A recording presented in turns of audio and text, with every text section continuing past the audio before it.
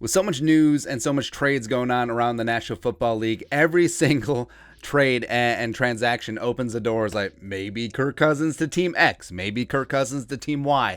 And now that the Colts have shipped Carson Wentz's underachieving ass to the Washington, Wentz is now a commie, Kirk Cousins to the Colts?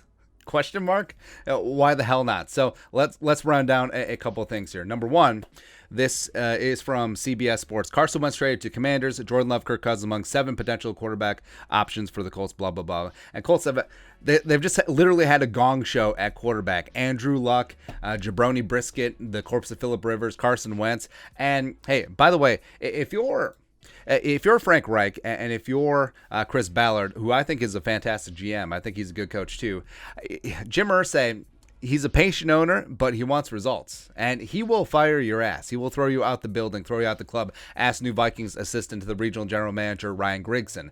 But the Colts, they went to bat. Like Frank Reich, Chris Ballard went to bat for Carson Wentz. Hey, mama, I can change him. And it crashed and burned. And it was embarrassing. How embarrassing is it that you give up on Carson Wentz after trading that much to the Eagles for just a couple of thirds? Piddly, tiddlywinks, right? But now they have to get things right. And they're not in a position to draft a quarterback. Free agency is going to be whatever. Trubisky's probably going to the Giants. What are you going to do? Trade for Jimmy G and his dead-ass surgically repaired arm? No. Kirk Cousins is your best option in this scenario. And CBS Sports talked about Kirk Cousins. He might be the Colts' most realistic potential big swing at quarterback, while new Vikings coach Kevin O'Connell has a positive history with Cousins. Minnesota Brass has every reason to explore a trade with the quarterback to a whopping $45 million in 2022. Incorrect. $45 million cap it, $35 million base salary. Like Derek Carr, he's been a borderline top 10 quarterback, reliably efficient with a good arm, albeit little postseason success. Hey, we beat the Saints once.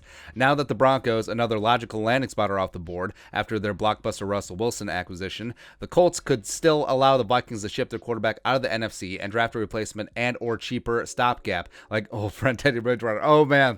So many Vikings fans' heads would explode if Teddy returned to the Vikings with Kellen Mond and, I don't know, Desmond Ridder. It would be crazy, man. Indy, meanwhile, would be at least get a slight upgrade under center for 2022. And, yeah, Kirk Cousins would be an absolute upgrade over Carson Wentz.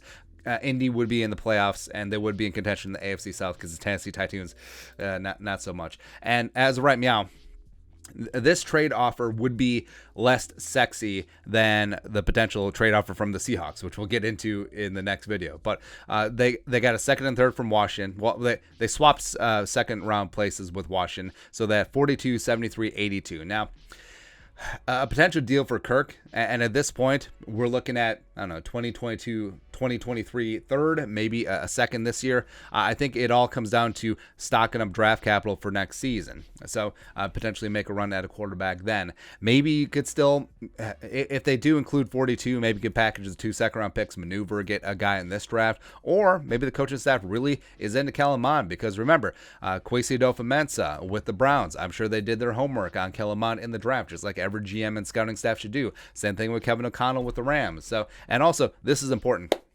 The Colts have the cap space to do this, right? They have the motivation because Chris Ballard and Frank Reich would like to keep their jobs, and they have all of that cap space. So they can fully absorb Kirk Cousins' $35 million base salary this year, which is all that they would have to take onto their salary cap. Vikings would have $10 million dead from his prorated sign-in bonus. So we can make a deal.